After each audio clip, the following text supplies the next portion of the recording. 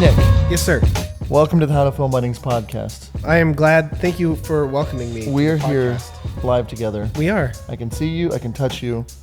We are in Fort Worth, Texas, Yes, we are.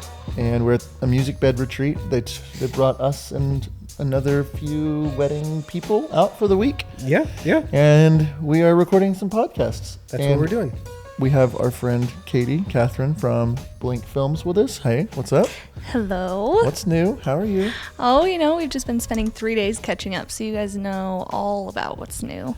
But we're having a good time. I'm happy to be here. This is actually a first. We've never done this live together. What is this? My fourth time on the podcast? You've never been live? Third. Was she at Or wait, Adventure? no, the You were- live you was panel. at Adventure, but that was different. That's different. That doesn't It was a count. panel. It was a different thing. It is different. Yeah. So this week we're getting together. What is it about stuff like this that you like? Because Nick, she is a deep thinker. She is a soak in the moment kind of person, and it shows through in her films. But like we get together, we're here this week with Russell Kent Nichols and Matt Johnson and KEJ. Bottle Brush Films, Brothers Martins, so many great filmmakers, and this is a weird and awesome experience, and so thankful for Music Bed, because usually when we're all together, there's also 100 other people wanting attention, and which is great, and we love that, but like, what is this week kind of, what have you taken in so far from this week? Ooh. It no matter the size, it always takes me a minute to warm up. I think that's evident of just coming in the first day. I like to soak in my surroundings, kind of catch everyone's energy, how they exist in a house together, and then I kind of find my place. But I've been loving this. It is just so fun. I think you know these people on Instagram and you hang out with them and we interact with each other's stuff all the time, but I usually like to use these opportunities to get to know everyone just as people beyond who you are as a business, because we know each other's businesses so why does that much. matter to you so much, though?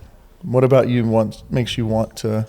Because I care. Once you guys are my friends, I care. I want to know everything. But I think, I don't know, it just gives you such deeper insight and understanding to see everyone for who they actually are. I feel like when I get to know more about each of you, it makes your work make that much more sense to me, or how you approach your business make that much more sense to me. Yeah. We make lots of assumptions on people based on the stuff that we see, specifically on social media, wherever it is, and so it's nice to come to something like this with the other people. Even though we've spent time with you before, we've spent time with Matt and Caleb and Elaine, and a lot of the people here. But it's cool to peel that back, because I'm sure there's a lot of people that think, oh, I know what this person's about. I see what they do on Instagram. I'm like, well, Yeah. do you? Not really. No. You know what we're allowing you to see. There's a whole life behind our businesses, and that's what once I start to know you guys and spend more time with you guys, I want to know beyond your business. I want to know about your families, your background, your childhood. Let's talk about it. But that's what I love about experiences like this, is just it creates the space, because we never see each other otherwise. Yeah, I've said it a bunch of times this week. It's just like, we started How to Film Weddings 2018, 5 years ago.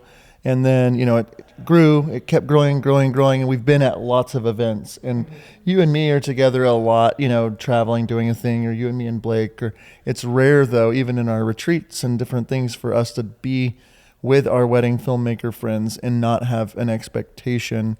And I think it's cool to just sit around the hot tub, or sit around a fire, or sit around whatever, and really go deep with each other on this is why this is really important to me, or these things are, I'm struggling with these things in the industry, or why they are the way they are. And, it just so happens every night conversation starts, it keeps going and going. And I would want the people that are out there listening to kind of really understand that the educators in the space, the people that maybe you're looking up to, or you look up to Katie or whatever, it's we really do care about the industry and where it's going. What things are you thinking about when with the industry? What you're noticing from some of these people that are standing out on where the industry is going? Not necessarily. I know what I'm saying. It's more so where Do you see like the educators, like what do you see the heartbeat of the educators that are here, or the ones that you're really getting to know deeper? The more that because you started your business, put out some really awesome films. People started being like, oh my gosh, you got to have Blink Films on your podcast. You got to have Blink Films at your thing. You got to have, and like you've kind of blown up in a way where it's like people want you at our retreats. They ask specifically for you. They're listening to this podcast because your name is on it. So those people out there, like you didn't necessarily sign up, say, I want to be an educator or in this space, but you're here. What would you tell the people the behind the scenes looks like and feels like now that you're at that table? It's still a really weird feeling to quote unquote be at the table. It was something that when I started my business, I was just so in my lane and focused on what I was doing. And I think what I really admire about the people who stand out to me, or the people who have received recognition for their work, it is backed by true intention and heart for what you do. And I think I struggle with the idea that someone could see it and want to grow in a position to build deeper connections, be around these people that they've admired. It's just my whole journey is so clear in my brain, but I only have to think that the reason that I'm even sitting here right now is just because I stuck to what I'm good at. And when you really are in alignment with what you're good at, that will be recognized. And I think there's so many students or aspiring filmmakers who want the answers to be magnificent and great in every area. And I think that can be overwhelming, and you can kind of just drown yourself in the noise of trying to receive the answer to be a quote unquote incredible filmmaker, when in reality, you just need to dive deeper into what you're good at and use that as your superpower. Yeah, that's really good. And one thing that I see of, the people that are here at this, that are in the education space, I think if the people that are in it for the wrong reasons, totally focused on self, totally how big of a name can I get? How can I make myself, all the people that is their core value, they don't last, they don't make it. And it's the people that genuinely want to help other people. Yes, to say, I want to help people, but I also want to make money. That's fine. But the core value is I want to help people. That goes so much further. And I know that with us, with our podcast here and How to Film Weddings, that has always been a big thing that John and I at our core believe in, is we want to give back and we want to help people through that. And I don't think that we would be able to sustain the things that we were doing if we let other things get in the way of those things. And so as you're talking about, leaning into you and focusing on you, and you kind of, you're very talented, but you kind of fell into it. It was like people asked enough, about you yourself. You're like, okay, yeah. But you also have that same thing of, I know that you like to be intentional and you like to get to know, and you're not, just because now people know who you are and know your business, you're not straying away from that. I see you. Hi, Blake. Blake, the editor, just walking back around there, trying to be inconspicuous. Well, I see you at, the retreats that you come to, or here when we had this concert that we went to today, and how you just found people and you're talking to people and getting to know them. And I can tell you that you're trying to quickly get past, hey, what's your name? What do you do?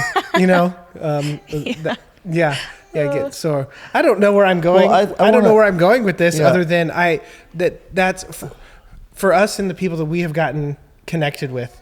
That's our core, is really just, we want to help people. We want to elevate the wedding film industry. We want to make everyone better. And that's one of the reasons why we're continue able to do this, is because of that. Exactly. The community is such a huge aspect about it, and it being a place where you can actually sustain and build these relationships.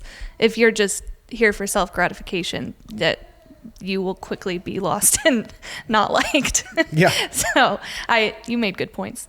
Yeah. I followed. She follows. John didn't follow. I have no idea what Nick said, but I think it was good. No.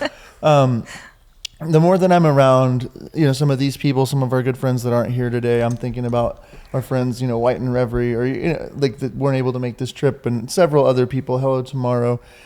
The common thing that I'm seeing in the quote unquote like educator top of the people that are, if I could do stuff like they do, the more I get to know them and go deeper with them, the more they have really strong convictions, and they really care about what they really care about. Yep. And they're not trying to be somebody else. They're just being them. And like to the core of who I know you are, you're not into weather chit chat. You're not into, and today you and me standing there waiting on the concert to start. I don't know what it is about you or how you do what you do. And it's just like you ask a couple of questions. I'm sitting here talking about deep stuff to you. I'm trying not to cry. You're like, I love this. I'm so thankful that we had this. And, and we've done that 5 or 6 times since being here the last couple of days. And you think about like a blank film. You think about what you do. And it's like, her films make so much more sense. It's not just how can I copy Katie and how can I try to make, and you see that a lot in the industry where it's like, well, maybe that trend of whatever it is that is uniquely you that people see and start to try to copy the art that you're creating, like that trend will make me famous. That trend will make people want to look up to me, or in the heart behind it always and there's just always feels like something's a little off with people that are trying to just be what somebody else is. But like your core, who you are, is very inquisitive, very deep, very want to get behind the story, understand the story. And there's never any judgment of that story. So people want to give you more of that story. The more I'm opening up and talking about certain things in my past or my upbringing or I told you things about my family's like my family that I have not told Nick about, and not that me and Nick aren't best friends, because we are, but it's just like, I'm offended.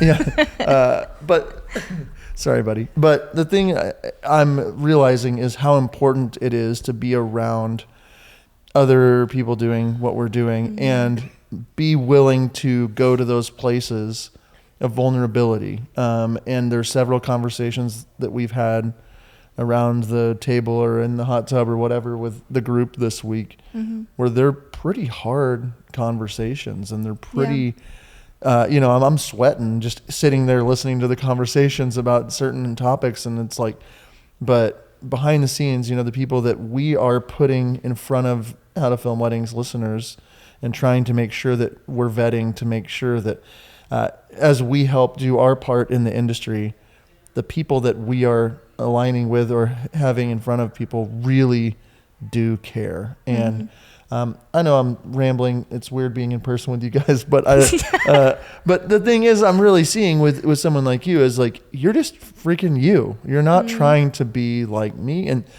people like me better and want to be around me more when I'm just being me. It's fine. Anyway, that's all I have. It's interesting though. I will say, with wherever we're going with this conversation, it all leads into when you deeply understand and engage with your community, which is so much of what you guys have done with How to Film Weddings, is fostering a community. And I wasted a lot of time, maybe out of fear, not leaning into it. When I think with the goal to elevate the wedding industry, when you deeply understand each other, you're more inclined and willing to go up to bat for your peers and elevate the industry together, because you know what those goals are that you're all working towards. And I think it just aids in so much support and eliminates this competitive nature, and you understand everyone for what pocket of wedding films they fall into or the type of business that they want to run. And it makes it feel like such a more inclusive place when we just lean into each other and uplift each other in each of those ways. It's like, as the more I've really gotten to know people, I can just, it eliminates, even though it's something I still work on, it eliminates comparison. It eliminates these feelings of self-doubt, of competitiveness, because you're just like, oh no, they're great at what they do. And I mean, even just our community in Denver, there's so many of us, and I am passing off their names all the time because I'm like, oh no, they'll do a great job. It's nothing to do with me. It's us. We are all a collective team. So I think especially instances like this, and even students coming out of the mastermind, and some that I even got to meet today, Alex and Bess, like they met each other through mastermind and they drove here today to be a part of this, and they're continuing on those relationships, which makes all of this that much more crucial. I love that. And I think that, when we started How to Film Weddings, there was the idea that it's like, I'm getting DMs every day asking, can you help me with my business? Can you help me with this? Can you help me? And it was like, I want a place where we can do that. But the idea from the beginning was like, the vision was a little blurry, but we really just want to help the industry. And the more that we get into it, the more we lean into it, the more that we're getting out of our own way, the more that community is growing. And it's really fun today to be at that concert that we were at just a couple hours ago and see, so-and-so drove in for 3 hours to get there, and so-and-so, and they're friends now, or they're second shooting for each other. And what that has done, and what we've seen now with just 5 years of data, is that the industry is charging more. They are the films are getting better, and it's just so crucial to us all helping lift each other up. And it's really fun to see from our point of view where that's gotten. Are you looking for a better way to deliver your wedding films? Look no further. Our friends over at VidFlow provide the most flexible video delivery solution on the market. VidFlow is pay-per-use with no large upfront costs or commitment, and you can cancel at any time. VidFlow offers a premium viewing experience for all of your couples, accessible on mobile, tablet, desktop, as well as their very own suite of TV apps. Each project comes with 10 years of hosting and an experience for your couples that will blow them away. Head over to howtofilmweddings.com/vidflow, where you can save 20% off a yearly business membership by using promo code HTFW20. Stop delivering your films the old-fashioned way. Give your couples something to rave about by using VidFlow. Yeah. What else do you want to talk about? I'm not sure. One thing that one thing that I've been thinking about that came to my head kind of when you guys were talking about, being uniquely you and this stuff. And, we've kind of hit this on the podcast before, but for the most part, cover bands don't make much money, right? I think I don't know. Somebody said that a long time ago on our podcast about, no one's. I think it was Ricardo. Man, she knows. Katie knows our podcast. Ricardo Fasoli. She knows our podcast better than we know our podcast. Episode 123. No, I'm just kidding. That's right. I think it was him that said that. It definitely was him. It definitely was him. But it's and I understand it. If you're really newer in the industry and you're kind of finding your footsteps and you're trying to figure out who you are and stuff, and you want to emulate those things, but we really hope that people will learn to lean into what makes them unique and what makes them different. And I know John, he was saying that he was vanilla for so long because he wanted to appeal to everybody, which ended up meaning he didn't really appeal to anybody. And so that was something that I just was thinking of while we were talking. That was here. Good. I like that. Did you want to say something? I can keep going. So he can always keep going. Yeah, I can always keep going. Sometimes I start a sentence and I don't know where it's going to go. No, usually you know where it's going to end. I'm the one. I do. I did chuckle a minute ago when you were talking and you kind of didn't. I knew where I was going. You couldn't get there, and I was like, "Oh, he's pulling a Nick." No, it's pretty amazing that you guys will just speak, and you can tell that your brains are catching up and processing what is coming out of your mouth. Things. I don't know what it is about me, but I start going and I have an idea, but I lose it along the way. It's because I talk before I think all the time. Yeah. You are like my wife, and because you're sitting there, as we're in this conversation, you're very much eye contact on me while I'm talking, and I can tell you're taking it in and you're thinking about the words you're going to say. Where I'm just speaking and hope. I don't know. I'm thinking about what we're going to eat in a little bit. No, I'm just kidding. I honestly, I leave things like weeks like this though encouraged a lot by people that are bringing their unique thing to the industry. And what you were saying about cover bands, it's like if you think about somebody, you know, like one of my favorite bands is Coldplay or, you know, U2 or Ed Sheeran or Taylor Swift, or start thinking of these people, and if you look at their old stuff, they were covering music for like even some of their first concerts. It's like, well, I've got to do some covers because I don't have enough good stuff, but then they keep going and growing, and it's like Taylor Swift is playing 3-hour shows with I mean, she might cover a song to be fun or something, but like she doesn't need to do any more covers. She's got her own unique thing, and I just really wanted to slide in a Taylor Swift reference. That's all I wanted. We keep talking and she's ready to say something. I'm not ready to say anything. Okay, I'll keep going. No. Okay, so switch up stuff. Switch up time. You ready to switch up? Yeah, I'm ready. I'm ready to switch up things. Okay, so Blink Films. Blink Films. Blink Films is right here. What is it with where you're at this year, 2023? Bless you. 2023. You've been doing this for how many years now? First wedding was in 2015, so 8. 8 years. Why do you keep doing it? What are you what are you excited about with where you're growing right now? Like what are you working on? Why are you doing this still? Oh man, there's a lot of evolution here, and this has been a very confusing answer. So I feel I'm on the spot with Verbally this. process it with us. I will be honest with the How to Film Weddings crew. I am in a transition. I am confused because I've been in a place in my business when I started it in, when was it? 2017. I outlined exactly what I wanted to do, the things I wanted to do, the milestones I wanted to accomplish. And I'm sitting here on a couch and I can say I did all of those things. I did what I set out to do. Pretty badass. Which is really cool. Have It's I ever really said cool. ass on the podcast? No. I said it twice. Continue. But I'm proud. I'm proud of that. And it's weird to be in a place that I don't exactly know what those next steps look like. But I'm working on something in my business and letting go of control in the areas that I don't need to manage anymore. Working on, I don't know, maintaining my creative health and step into other creative endeavors that fuel me and keep my creativity alive, and just diversifying my business. Blink is and will forever be my baby. I don't know what that's going to look like in the next 5 years, but dialing back my weddings, being incredibly intentional with my couples. I think my couples this year, I just connect so deeply with each of them, and that feels really good.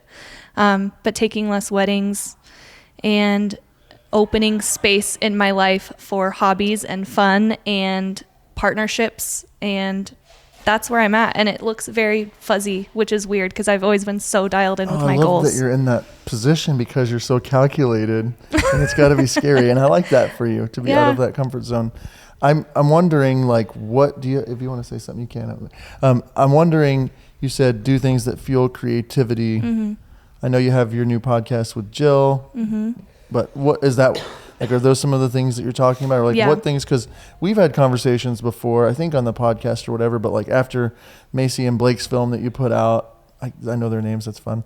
The best wedding film I've ever seen. And it's like, that film happens. It's like, where do you go from that? Like soul sucking, like you're in these films, you're giving your heart, you're doing all this stuff. And it's like, is that sustainable for 30, 40 years? Is that what do you do like to help you get out of that so you can come back into that? And so like, what kinds of things are you doing to stay fresh and mentally health? Well, you're right. Yeah. Creativity and of producing a film like that is not sustainable for a long-term career. And I'm very aware of when I'm feeling distant from that space or feeling distant of my ability to create something to that degree.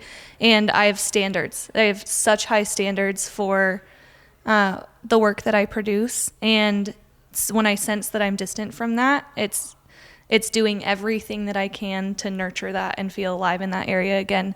So our podcast has been huge in that area for me. And I think very liberating for both Jill and I to really express ourselves exactly for who we are and just share our thoughts on business with the world and what we are going through live in this mindset and these transitions.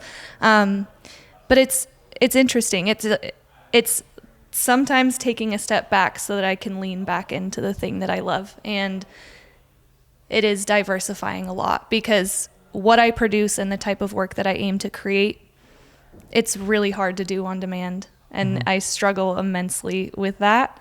And so asking myself the tough questions of what I want the next 5 years to look like, it's going to aim to have more balance in my life and seek out hobbies that make me feel inspired, both personally and professionally, and diversifying my business in that way with BLNK, our podcast, joint work that Jill and I do on more of the production side. I mean, that whiskey commercial that we did was like so life-giving. We had so much fun, really just diving into telling a story outside of the wedding space, because I have so many ideas, so many passion projects that I just don't always align with a love story. And I don't always want to be limited by a love story, even though I deeply, deeply connect with love. But there's so many things and visions that I have in my brain that are just projects that I don't want to leave on the back burner anymore. Yeah. I also think, you're talking about, in 2017, you lined out all your goals and you accomplished them. So, you're like, well, now what? But that's also a very human thing, a very natural thing. It's like in the world, people on average change jobs, or is it change professions every 7 years? I mean, I think it's like actually switch professions every 7 years on average, and fact so check. I'm going to fact check. We'll do that in the fact check. I think it's it might be jobs, but I think it's professions that, you go into something that's different.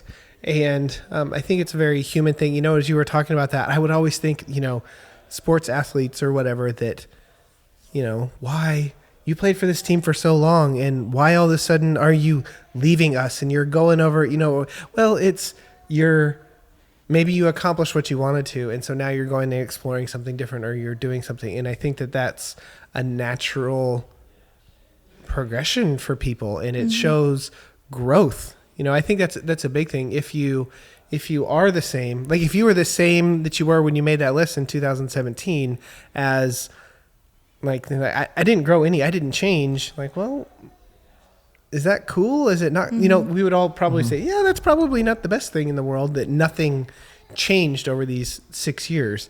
And so that's a cool thing that you've recognized that, and you've understood. Okay, yeah, this is uncharted territory for me. Yeah. And just kind of figuring out that, but you'll figure it out. You're a figure out. It's weird. It's weird. I mean, it's weird to be asked that question where what is your plan, when I'm actively working on figuring out my plan. But all I know is that I deeply want to challenge my skill set, because I know what my skill set is now. And I set out to prove, I think so much of what I've built with BLNK was such a self-confidence journey too. I think I've really come into my own through getting to create a business that is basically entirely built around my personality. That was the part of my personality that I hid from the world for what felt like my whole life. But I think now that I've done that and I can hold on to that, it was like this gift to myself that was like, just show yourself in who you are, and prove to yourself that you can do it. And now that I've done that, I'm so excited to lean in with other people, specifically Jill, and honor her and I's skill set. I don't need to do this by myself in the front facing way that I have anymore. And I think there is so much opportunity when you let go of control and just lean into relationships. And that's something that I fought for a long time. And I was going to say, you're saying the gift that it has been to yourself. And like, I sit here and I'm like, as a fan of you as a human, it's like you're leaning into your uniqueness has been a gift to everybody that's around you too. And it's like, that's a gift And I think if people are out there listening and they're kind of afraid, like I played a montage in my head of the moments that I've been around you while you were talking just then. I remember meeting you at Venture, kind of. The first time I was there, you were there, but like you didn't, like you were just kind of like really quiet, off in the background, not saying hi to anybody. And then the next time you were like helping with it or something, or then it was like you're a speaker. It was like, it was just this like you didn't feel like you deserve. It seemed like you didn't feel like you didn't want to like put yourself at the table. You didn't want to like assume that you deserve to be anyway. And just watching you come into your own and your confidence and just I've been at a lot of events where you're there and watching. Especially young female entrepreneurs come up to you and like be starstruck almost and like want to ask you questions and like such big fangirls of you, you know, and watching you navigate that and knowing your personality and knowing that you don't necessarily want surface level conversations. And it's, you know, events like today where 100 people are just pushed in a room real fast and it's like, you know, but watching you navigate that and like lean into being okay with the uncomfortableness of what that is. Like you have grown as a, you know, an educator so much in the last few years too, and your confidence and just watching you from afar, it has been a gift. And I think that people out there really need to realize that they are holding back from being the gift to other people if they're not really being, you know, being themselves. Yep. Exactly. Fear can rob you of so many things. And once you just kind of let go and trust it and force yourself into uncomfortable situations, you'll be fine. And I love that you're in an uncomfortable situation now, because out of that uncomfort comes the growth that you want. And to think, oh, where will you be in 2028 or whatever, or, you know, and what new goals do you need to put pen to paper and say, what do I want to accomplish next? What does future Katie need to look back on and be happy that I wrote these goals down? Because I think a lot of people don't even put the pen to paper and say, I want to accomplish these things, or know whether or not I did accomplish them, or, and they don't have that clear path or plan for themselves. So, I don't have anything else to add right then. No. You good? Yeah, I'm good. Anything else you want to add? I think this is fun being in the same room. It's weird. We're not good at it. Not used to it. Yeah. It's anything else you want to add about any of this? About your experience here this week? This couch is making me. I got it. Okay. Sorry. No. Anything else you want to add? You want to put a bow on it? Yeah. I mean, I don't know how we got on it yesterday, but we were talking and I shared with Katie how I used to have earrings. Yeah. Like when I was college. Yeah. Maybe. Do you have any photos of those that we could put on the screen? I mean, it's so good. You guys got to see it. I'll try. I'll Beardless see Nick you guys can come with through. earrings. Yeah. Is someone here? Someone might be here. I think I hear a Matt Johnson. Yeah. We should do a feature. Yeah. Matt, come here and say hi real quick. Oh, he's just gonna come. Yeah, he's gonna help us wrap up this episode. Yeah. Can you? That's great. Hello. Caleb, everyone. Matt Johnson here. Hello everyone. Who is Matt? Whomst Whomst is he? Whom's Matt? And we got Elaine here. Hi. Elaine from KBJ. We were literally just wrapping up. So instead of us wrapping it up, I think we have Matt Johnson wrap up this episode. Just bring us home, Matt. Land the plane. This is great. Tell them Okay. to subscribe and all the things. I feel like this needs to be right here. This is it here. So here at How to Film Weddings, we're all about comfort, and we want to be comfortable. We want you to be comfortable, which is why I'm comfortable right now. I'm uncomfortable currently. So thanks for watching. Hold on, I have to sing the song. I have to sing the jingle. What's the jingle? Here at How to Film Weddings, we teach you how to film weddings. If you don't know how to film weddings, we'll show you how to film weddings. 'Cause we're How to Film Weddings. Dun dun. Thanks for watching. Please remember to like, subscribe, and leave a comment about how John should grow a beard like me and Nick. Yeah. The end. If you are like most wedding filmmakers, you are constantly fighting against being completely overwhelmed from your backlog. We get it, and that is why we are so excited to bring you howtofilmweddings.com/outsourcing, a brand new place for you to find some of the best editors on the planet to help you get out from under the weight of your backlog. And the best part is we have personally vetted these companies to ensure that you aren't wasting your time finding editors. Whether you are looking for full-blown editors like Wedditor or brideandgroom.video, or if you're just needing someone to cull your films like Wedding Post House, we have a solution for you. So head over to howtofilmweddings.com/outsourcing to check out our curated list of outsourcing experts today. That's howtofilmweddings.com/outsourcing.